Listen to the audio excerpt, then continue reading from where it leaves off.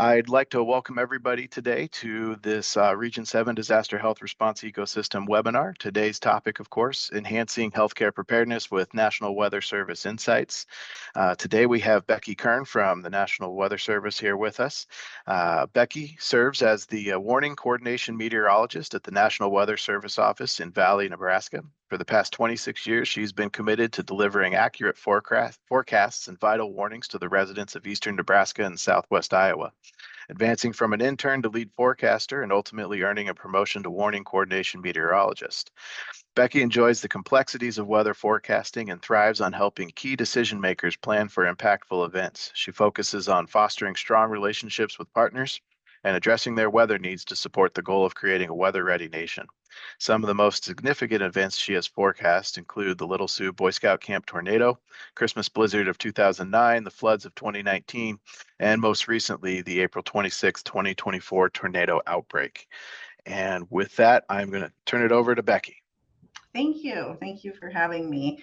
So I'm going to share my screen here. And a lot of what I'm going to talk about has to do with the Arbor Day tornado outbreak that we had last April 26th. And yeah, so this is just a picture of what our radar looked like at one point as the storms moved over the Missouri River Valley into Iowa.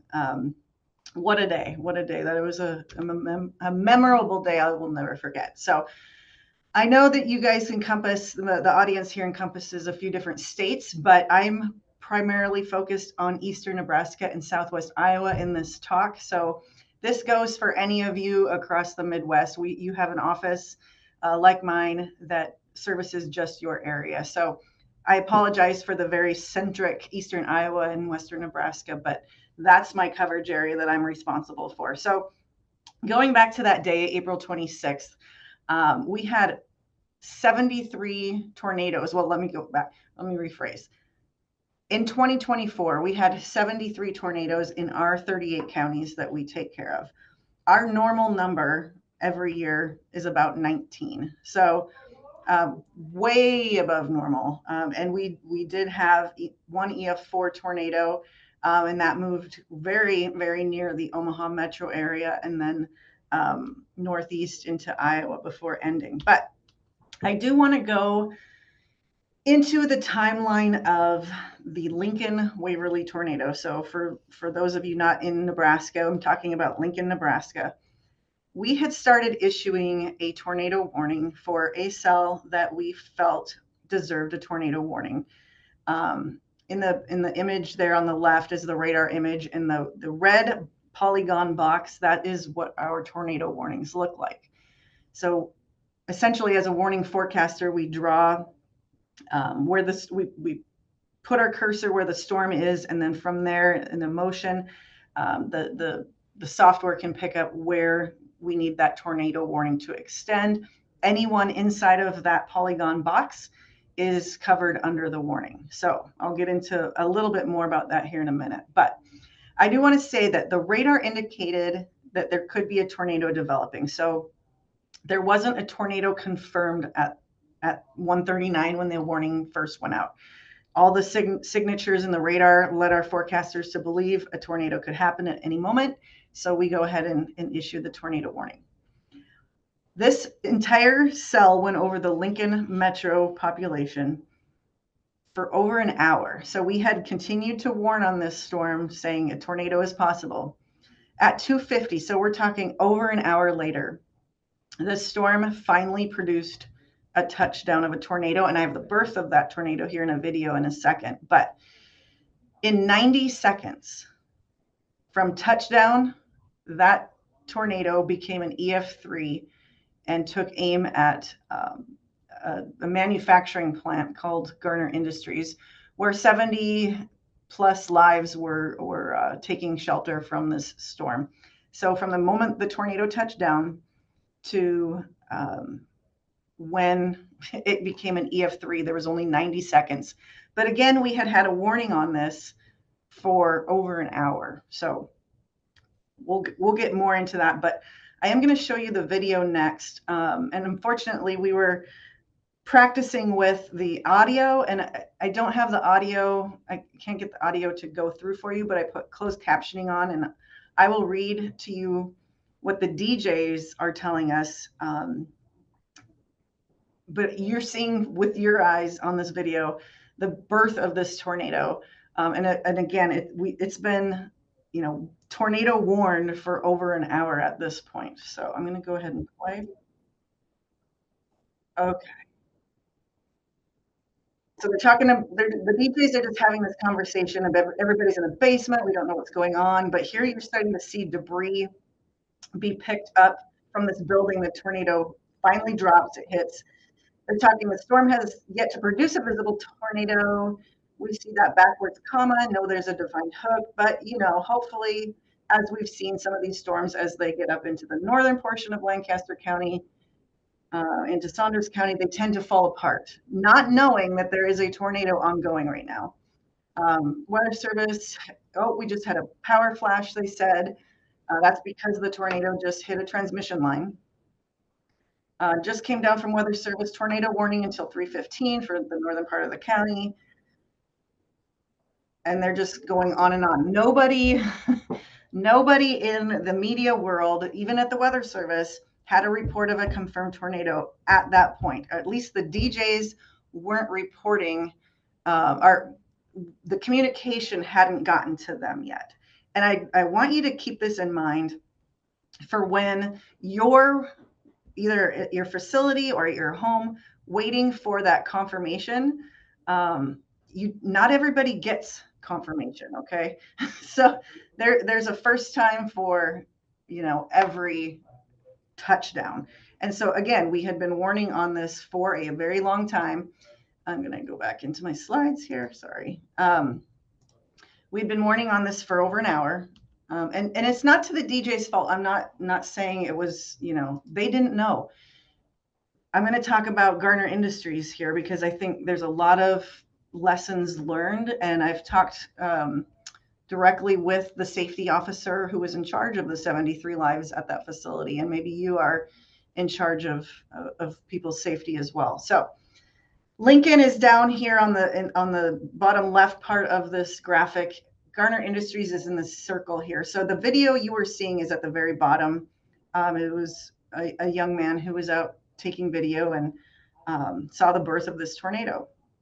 So it touches down these little triangles in the bottom. That's where we were looking at. And then, yeah, these people at Garner Industries had been in shelter for about 20 minutes. Now, if you're in charge of hurting adults or adult safety, it can be challenging, and you can come off as a very mean person. I know we have Midwest nice, but when people's lives are in danger, we've found that it's very important to just have one person has to be that person that's in charge in telling folks what to do. If you have a team of people, that's okay, but you both have to be on the same page, or all of you have to be on the same page, because I don't know, should we shelter? Should we not? I mean, think about your own families when you have a tornado situation.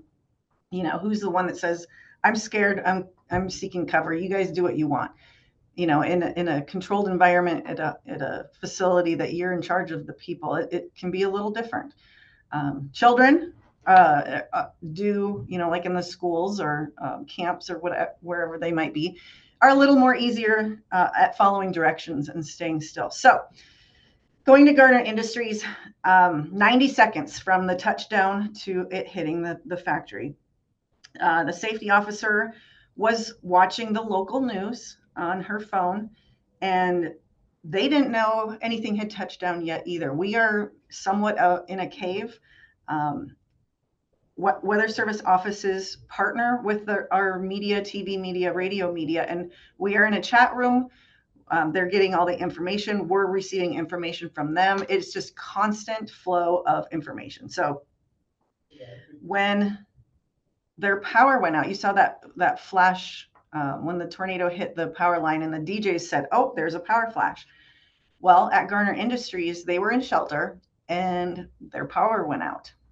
So if you are in shelter, there's a tornado warning, severe thunderstorm, and your power goes out, just use that as a key that something's just not right. Something knocked the power out, probably wind. It could be a destructive tornado, but when their power went out, some of the people in the building decided, we can't do anything here anyway. My machine won't function without power. I'm out. So you had people leave the shelter at this point. And if anyone's familiar with magnetic doors, we have, a keypad, or we swipe our card and it unlocks the door through a magnet. Just know if you don't have a backup generator, when your power's out, those doors are locked. And so if you leave the facility and you turn around, you see a massive EF3 tornado coming at you, and you turn around to get back in and you swipe your card and there's no power, it's not going to open the door for you. So I do know there were people outside. Everybody survived. It was a bad a bad situation that ended up okay. And I'll go on more about some of the lessons learned in that facility. And a lot of this you can carry over into home life as well. But again, 90 seconds, touchdown to EF3. If you haven't seen the video on YouTube, it's of one of the employees' vehicles. It's on this picture on the right here. They just have a dash cam going, and it catches the whole tornado coming from the left side, leaving to the right, throwing things around. And then some of the videos even put it in slow motion. I recommend checking it out. I'm not going to play it here, but it's, if you just, when you search the YouTube, go to like Garner Industries tornado hits factory or something, dash cam video, and you'll see it. Okay, again, I apologize for the Nebraska-Iowa centric facts, but a lot of this goes with the Midwest region here that you guys cover. On the right, this is our mean monthly tornadoes for the last 30 years. And you can see we're just getting into tornado season. I know some areas like St. Louis, you've already been through the ringer a little bit, but April is when we really start to peak, and then May and June for us, especially here in Nebraska and Iowa, really are an uptick. Anymore, we can see tornadoes any time of the year now. It takes a special kind of system to do that, but we can and have seen it happen multiple times. If I go to the graphic here on the right, this is just tornadoes by time of day. This is from a large sample database. Again, this is pretty average for most of the most of the Midwest. And the peak time of day is, think of that school dismissal time in the afternoon, or work's getting over, normal shifts are getting over. That's what we call peak heating. That's when our temperatures are usually at their warmest, and we just have a real volatile atmosphere at that time, typically during a severe weather event. Now, that doesn't mean tornadoes can't happen any other time of the day, because they do. Nighttime tornadoes happen. They're not as frequent in the Midwest as they might be, say, in the deep South, but they can and do happen all times of day. So to give you an example of how the Weather Service is kind of made up, there's 122 offices just like ours across the entire country, and we cover a small area, and that's any weather that occurs in that area is our responsibility. So any flooding, blizzards, severe thunderstorm warnings, tornado warnings, that's our responsibility. And a couple of times we've had to take shelter ourselves here at the Valley office, and other offices do too, for tornadoes. We have backup offices, we have plans where they can just pick up our entire workload and send out warnings, and things will function probably seamlessly for our users and folks like you. There's an example of what our office looks like down there with our radar tower. That's our Doppler radar. Inside our operations is, this is an old picture, but it's a lot of computers. On one wall, we'll have most of our media partners up there. They'll be on mute. Sometimes we'll get live storm chasers that will be streaming. But remember, there's a delay. This signal's going up, to space and back. So if you're waiting for that radar app or the person on TV to tell you, oh, there's been a confirmed tornado, just remember that might be 5 to 10 seconds ago. There's a delay. So we try to get the information out as fast as we possibly can, and we do, and everybody does. But if you're just waiting for that confirmation, it might be too late. The other things we do, just real briefly, we do a 7-day forecast. We forecast for pilots at the major airports, any river forecasts and warnings, climate products, advisories, watches, warnings. Those are the responsibility of the National Weather Service. So there are private companies out there who might have a client, say like a railroad, for example, and they will tailor their warnings to that particular client. The Weather Service, we act as a public safety, so we are the only ones that will interrupt your TV time with our wireless emergency alerts as we issue the warnings and watches and so forth. So how do you know that your area is going to be under the gun for severe weather? The Storm Prediction Center is one of our legs of our agency. They are looking at the entire United States every single day, and they're determining where the thunderstorms will be most likely and when. And so what they do is they have a category. There's 5 levels. And every day for the next 7 days, they'll put out an outlook of where they in the United States severe thunderstorms are expected and or tornadoes. If you're in a category 5, let's say it's the highest, a 5 out of 5, and we saw that in the Ohio River Valley here this last week. That's bad. Widespread severe storms are expected, long-lived and very intense tornadoes are expected. Those are very rare that they issue those, but they can and have already happened. And then we can go like down to marginal, the level 1 out of 5. Isolated severe thunderstorms are possible, limited in duration and coverage. So it gives folks an idea of what to expect. And where can you find this? Well, you can find this on social media, the Weather Service at large, the TV media, broadcast media are going to be pushing these products out. It's just an overall look of the entire nation. We can condense it down to our little areas. But this was the outlook for April 26th, Arbor Day of last year. They also break down the forecast into tornado, wind, and hail outlooks. And so what I have overlaid on here is the dots represent the confirmed reports of where we had tornadoes in this upper right-hand graphic. And so you can see on the western edge, though they're in central Nebraska, maybe we should have had it expanded a little bit farther west, but we're predicting the future. We don't have a crystal ball, but we do the best we can. And this is, essentially what happened. And they really nailed this tornado outbreak. Looks like maybe could have, brought this hatched area up into Missouri and Kansas a little bit more, but overall they had it pretty well forecast. Wind outlook reports on the bottom left, and then hail. So again, you're going to see these graphics, and maybe you already have, hopefully, pushed out on social media. They're online. Weather.gov is what our site is. So after that, when we get closer into the event, so it's go time. Things are starting to bubble up out there. The Storm Prediction Center will call each office that might be under a severe thunderstorm watch or a tornado watch. And so this means that conditions are favorable for the formation of severe storms and or tornadoes. And it's a larger geographical area. It might encompass several states or maybe just a portion of one. But we talk through a conference meeting. What counties do we want in? We have to do it by county still. What counties do we want in the watch? What counties don't we want in the watch?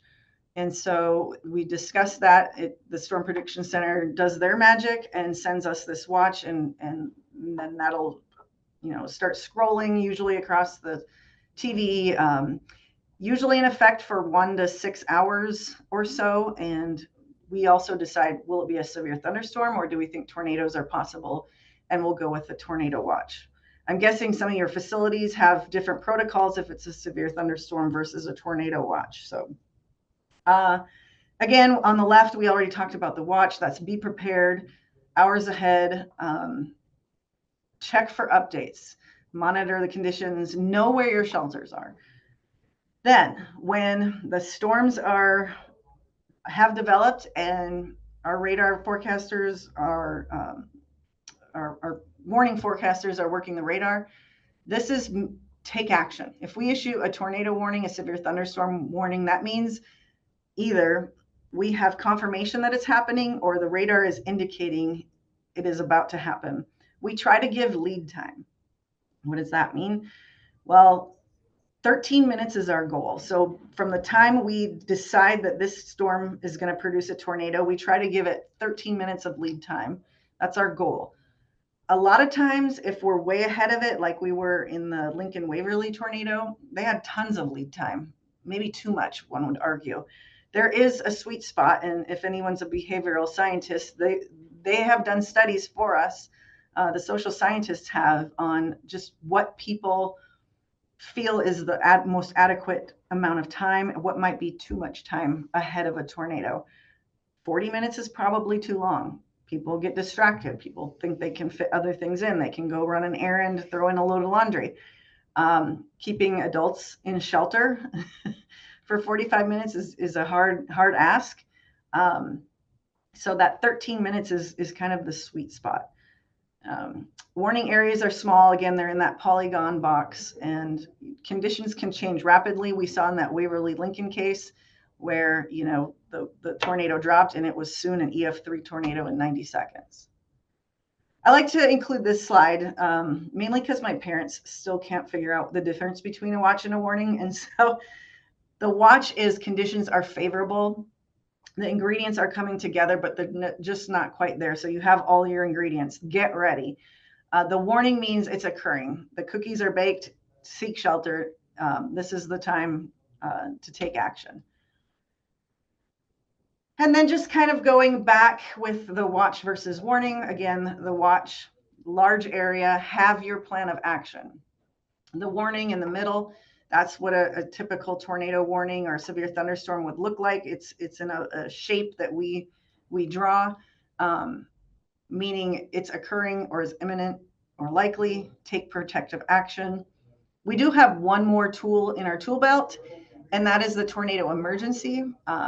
In my 26 years here, we did have to pull this tool out as we had a confirmed tornado heading toward the Omaha metro area where a lot of people reside and work. And so it's extremely rare. Both the tornado warning and the tornado emergency will make your phone go off, the WIA alert, the wireless emergency alert. I'll talk about that here in a minute too, but we save these for the very extreme cases. Again, they're very rare, but tornado emergency is the worst of the worst. There is catastrophic damage about to occur in a major metropolitan area. So if you're in emergency services and you see a tornado emergency, just know that there are this is a big deal. Okay. So going through the warning products that we issue, the first is the tornado. That's like the hierarchy of our priorities. Doppler radar indicated is a selection I can pick if I don't know there's a confirmed tornado. If I have reports of a confirmed tornado, if my storm spotters have seen a tornado and have reported it back, or my radar is catching, can see some of the debris that's lofted. It shows up really bright in color on the radar. I can issue a tornado warning, a confirmed tornado based on the debris signature from the radar. So if we say Doppler radar indicated is rotation is supportive of a tornado, that means we just don't have that confirmation yet. Severe thunderstorm warning, any thunderstorm wind gusts of 58 miles per hour or greater, and or 1 inch in diameter hail or greater. And then not to forget flash floods. Flash flooding is our number 2 deadly weather killer with heat as the number 1. 6 inches or more of water flowing over roadways, you have this rapid rise in water, and it never fails, especially in an urban area with a lot of concrete. You're not absorbing much of the water. It's a lot of it's runoff, and so those lower areas get water flowing pretty quickly. All right, where is the best place to get the most accurate warnings, severe tornado, flash flood? That's up to you. It's totally up to you. We, as a federal agency, issue these products for public consumption. We have very close partnerships, again, with our media, our emergency managers, airports, school district superintendents. We're all connected. Your emergency managers at hospitals and so forth. If you are looking at social media, I always check this timestamp. Have a trusted source. I would, prefer people use, the weather service or their favorite media. You just never know what kind of, guy is living in his mom's basement. That's a keyboard warrior and trying to pretend like they're trying to help society. Just trust your source. Find a trusted source and stick with it. Outdoor sirens. So let's talk about that for a minute. When I like to say outdoor because that's what they are. They're not meant to be heard inside. And sirens are a very touchy subject for people. So if you're outside, you hear the siren, that is your clue to go inside and figure out more information. Find out more information. What is going on? What do I need to know? Your local TV, radio, perfect sources. Internet, again, trusted sources. NOAA weather radio. As soon as I hit enter and send out a tornado warning, the NOAA weather radio is alarming. It's a piece of equipment, as is a siren. They can malfunction. If our office were to be wiped out with a tornado and we had to have our neighboring office take over, the NOAA weather radios for our area aren't going to go out. It's a single point of failure here at the Weather Service. So those can and do fail. Talking about your wireless emergency alerts on your phone, that's that WIA. So it's all dependent on a few things. What cell phone tower your phone is pinging, the model and make of your phone, like how old is your phone, and the software update you have or have yet to do. Those things factor into this. So we used to have, so if we issued a tornado warning for our operation, for our office in Valley, it used to be, we all have our phones to the side on our desk. Maybe in the past, maybe 6 out of the 10, if we had 10 people in there, 6 out of 10 phones would go off. Not a great number, if you're relying on your phone for your safety. Anymore, it's maybe 8 to 9 out of 10, sometimes 10 of 10, but the technology is getting better. It's a defaulted on most phones unless you turn it off. And if you're a day sleeper or even a night sleeper and you turn your phone on do not disturb, most of the phones, and you'll need to check this, will come through, the WIA will come through the do not disturb. Something to double check. But again, it's not fail proof. So the point here is have multiple sources to receive warnings. After a tornado goes through, the Weather Service is required to go assess the damage that the tornado has done and assign a rating on the EF scale to the tornado.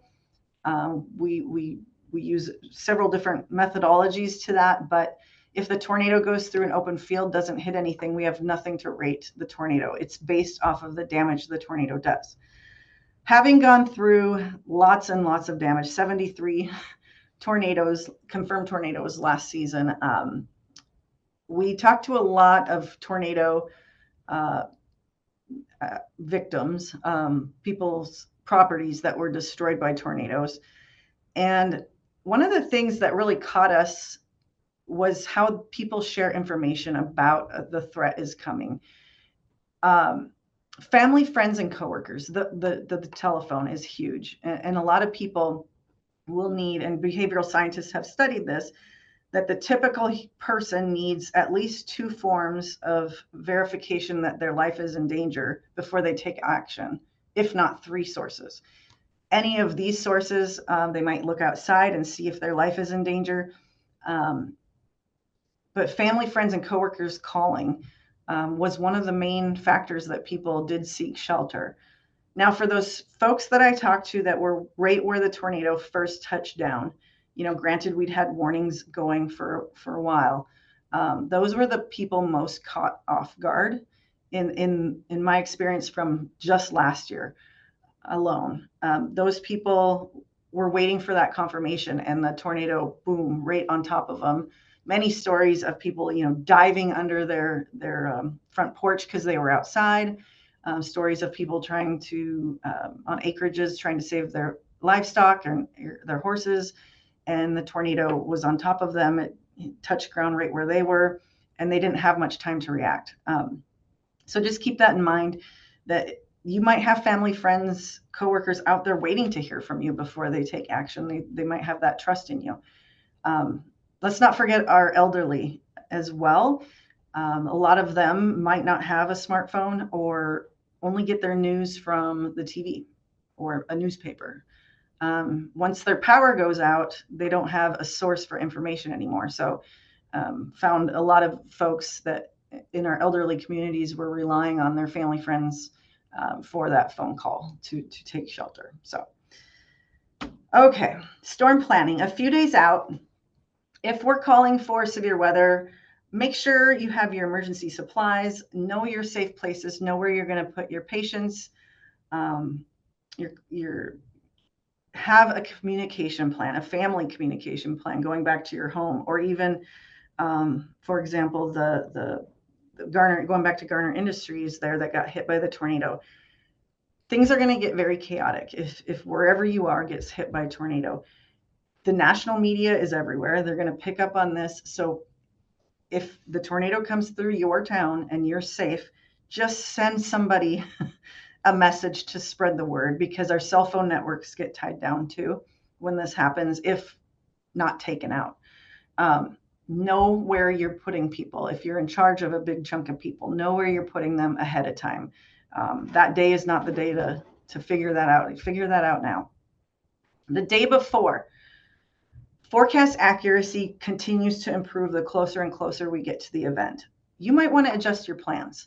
You might have errands to run after work, but we have a big, event coming up, severe weather event. You you want to adjust your plans if at all possible.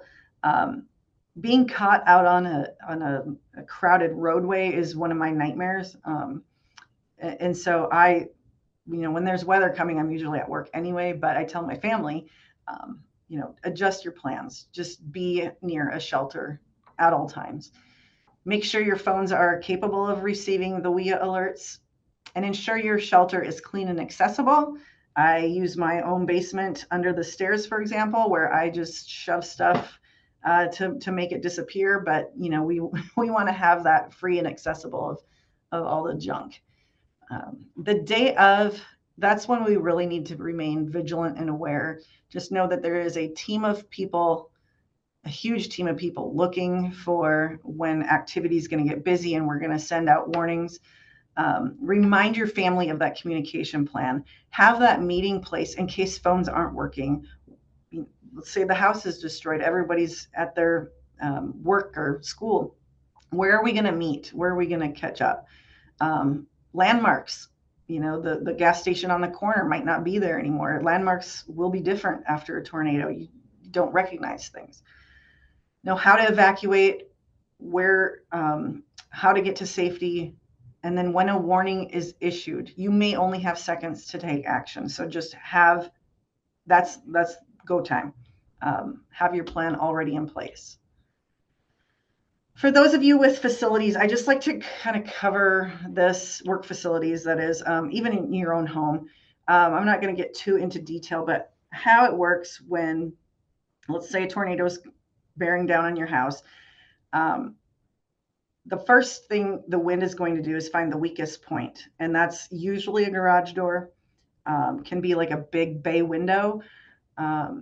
If you're in a manufacturing or you have truck bays, the big garage doors for them as well, any window, any door, etc. Once the wind can get into the building, then the roof is usually the next thing to go. And this can all happen in a matter of seconds. After the roof goes, then the exterior walls are fair game. That's what will usually go next. So it's, that first opening. So if you have a walkout basement or you're in the basement, you're not just safe in a basement. If you have a walkout or windows, you need to be in an interior room away from windows as much as possible. This is Garner Industries. And so the tornado came from the bottom left of this picture up to the top right. And there were a lot of people here in this interior room. They had a bathroom on this left side here. It was, a big factory.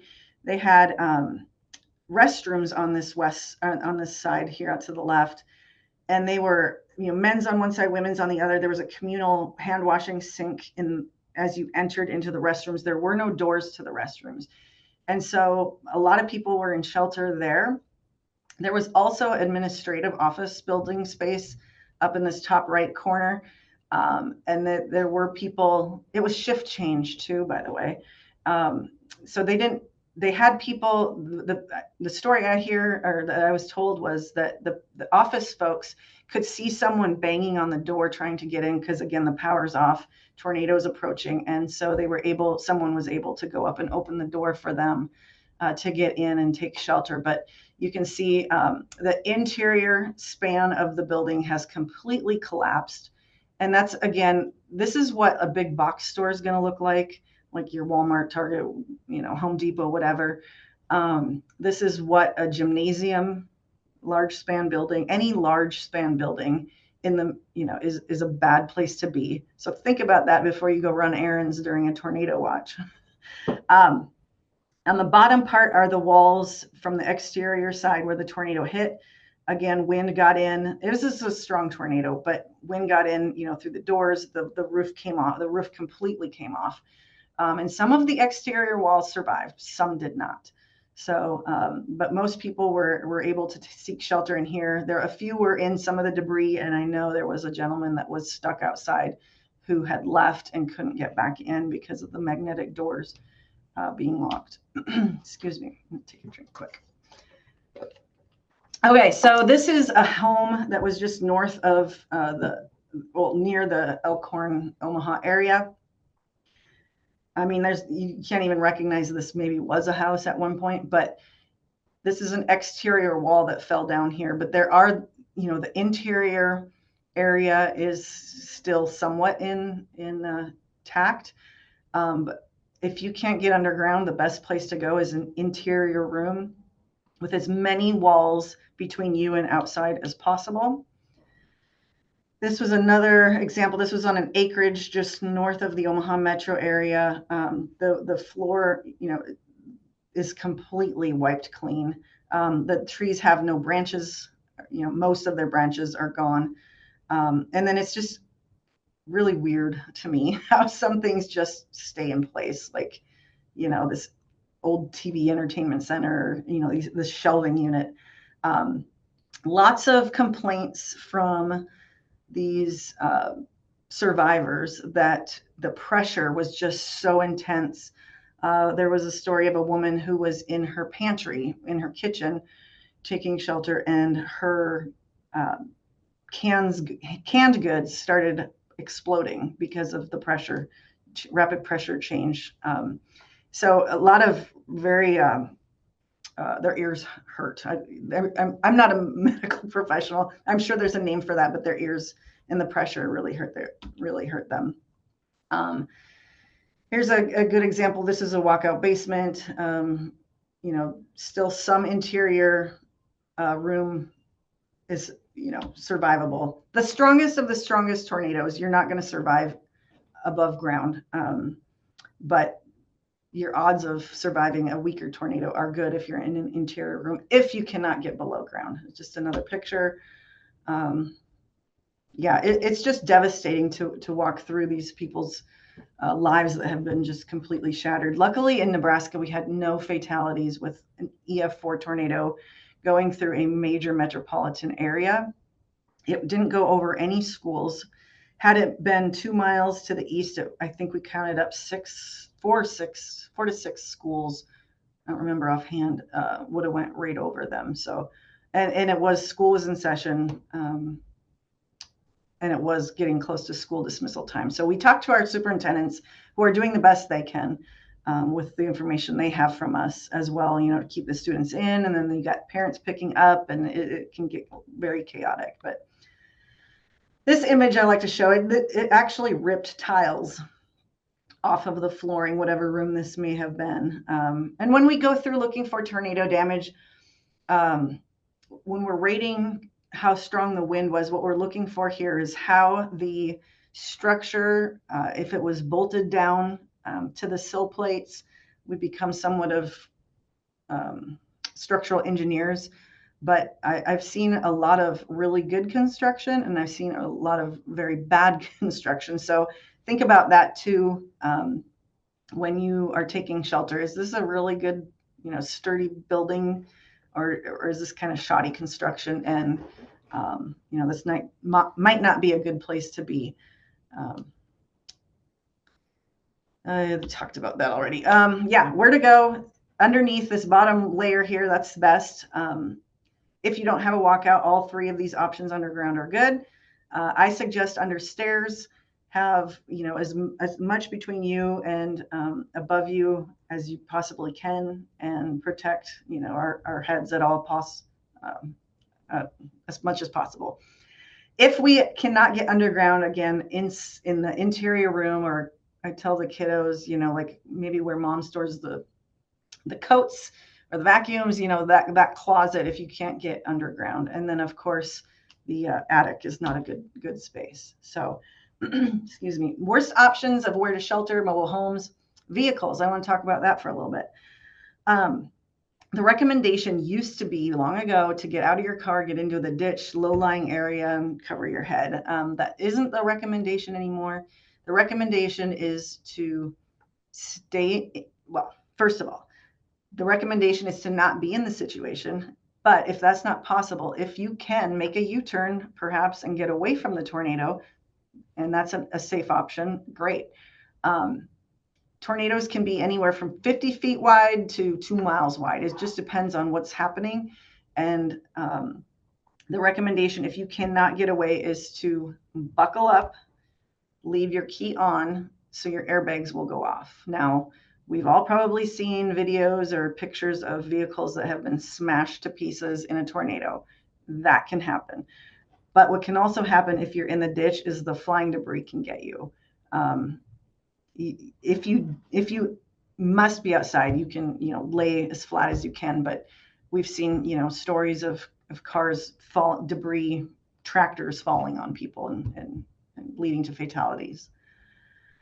Underneath a highway overpass is bad.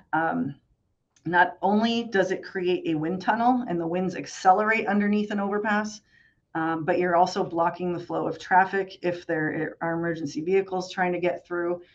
We see this all the time, and it's just not a good idea.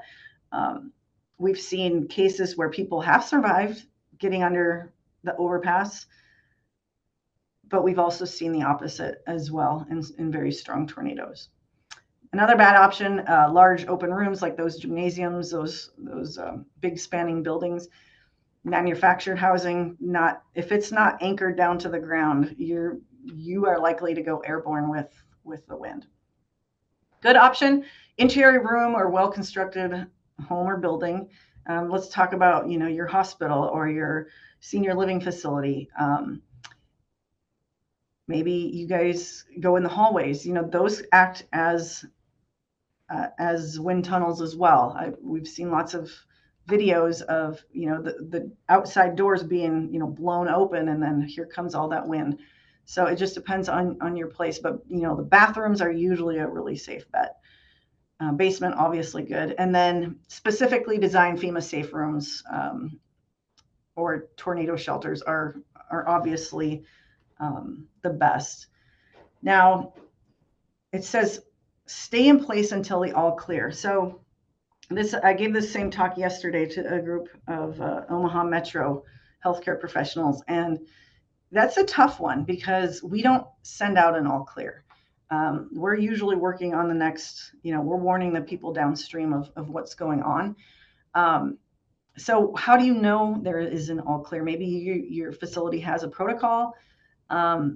We do cancel the back end of a warning as the threat diminishes, but we don't like send out the bells and whistles. Most county or municipalities that are in charge of the sirens aren't sending out all clear messages. So that's just something that if you're not in the tornado warning anymore, you might have to kind of figure this out on your own, or call somebody, or wait till you hear no more noise.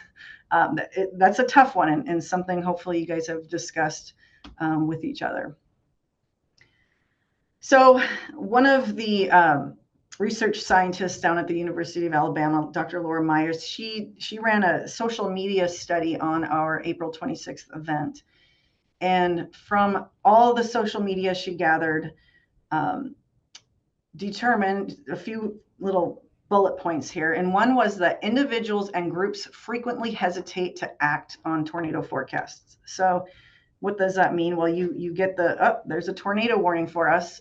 And then you just kind of look at each other and wait for someone to do something. You need that next step of verification, maybe. Send, is someone outside? Can they see it? Is the TV guy talking about it on my phone? Have a plan in place already, and have that person that's designated to say, you know what, we're getting our 20 employees to safety right now. I don't care what anyone else says. Someone has to make that decision. And this is especially in the early part of the warning. So again, Garner Industries, they were in shelter for 20 plus minutes, and then their power went out, and they're like, oh, let's get out of here. That's when the EF3 tornado was bearing down on them. So we're an interesting being, and everybody's level of threat is a little bit different. People hesitate until they understand or believe that it's happening. And this can change as the threat, gets closer and closer. So the other aspect of this is after the tornado goes through. So preparing people physiologically for the aftermath and how long recovery will take. These people have lived in chaos for a long time. The emotional health side of things starts to really ramp up on this part. There's a lot of trauma with the scary noises of when your building's being torn apart, and hearing the wind for the next time come through your patio door. So there's a lot of aspects that I won't get into because I'm not an expert, but I know has a huge effect on people's emotional health. All their belongings are scattered about the neighborhood, and now it's raining and they're trying to pick up the pieces. And so all of this just compounds their misery. So for those of you in the human health side of things, or behavioral health, this is huge right now. So and to wrap up, this is a quote from the safety manager. She said, I said, if there's anything you could tell other people who are in charge of other people's safety, what would that be? And she said, tell them they're not as prepared as they think they are. Prepare for the worst, and then plan on shifting lanes. Have that plan. But she said, what are you going to do right afterwards, before the emergency responders arrive? Because there's going to be a period of time that you are in charge of first aid. You're in charge of finding out who's in your building, who was in your building, what accountability. So the example in Omaha was there's a medical clinic where the staff and the patients that were in the clinic were taking shelter because that's what they needed to do. But they had someone come in their front doors. They had patients that were coming in, or maybe it was just a passerby that was seeking shelter in your facility. Have that number. Know how many people the emergency responders are looking for. How many bodies are they looking for before they have to start turning over all the rubble? Where is that meeting spot? So one of the, I'm going to go back to this slide, in Garner Industries, one of their exit points was, oops, I think I just passed it. I'm sorry. Are you dizzy yet? There we go. One of their exit points was here on this north wall by this lake out here. It was an exit. The people from the bathroom started going toward that exit, but there was a huge natural gas pipe that fed the building, and it was spewing natural gas. Plan B, move on. Where are my AED units? How many lives am I looking for? And get those numbers counted. Don't let anyone leave until you've accounted for them. Have other exit strategies.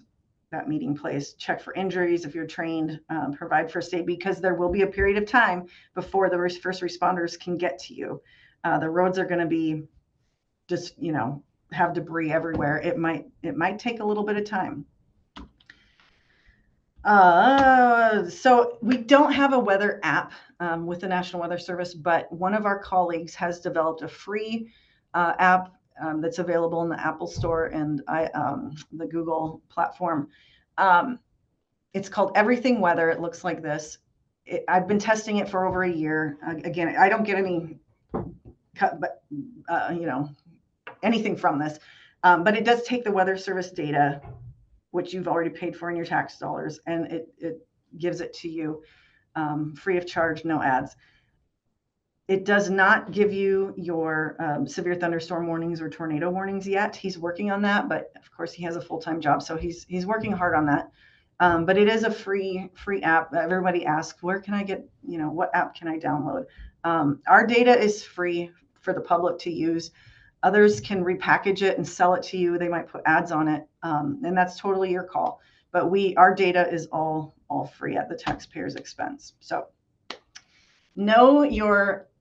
I like this image just because this is Memorial Stadium where the Nebraska Huskers play, and that's the tornado in the background going away from the city of Lincoln, which really dodged the bullet there.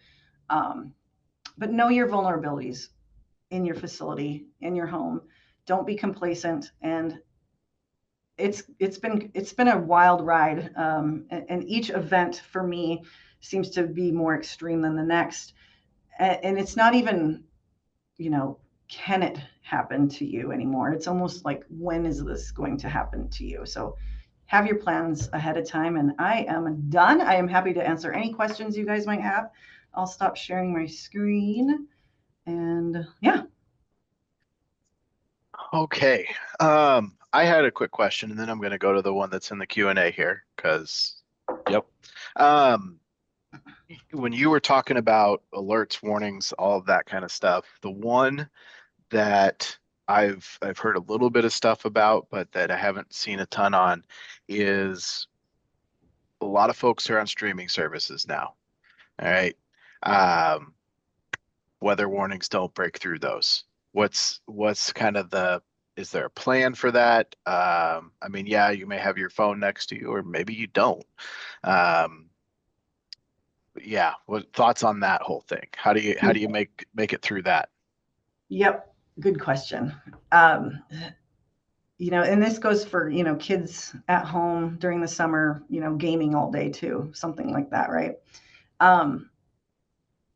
It's personal accountability. It really boils down to that. If you know there's a threat and you live in Tornado Alley, like most of us do, that is up to you to be able to receive warnings, whether that's weather radio, family and friends calling, your phone, and so forth. So if it really, again, if you're inside, you're not meant to hear the sirens. That's not what they're for. They're for outside warning purposes. So you just can't be too complacent in Tornado Alley. This is one of the rarest places on earth that we live, choose to live. And it can happen to us. And so we have to be very vigilant and aware of that. True. Okay, this is probably $1 million question that I think you may have seen coming. It asks, how will the suspension of the weather balloon releases in Omaha affect storm prediction this year? Ooh, good one. We haven't got this question at all. We're doing our best. There's some peer-reviewed research out there.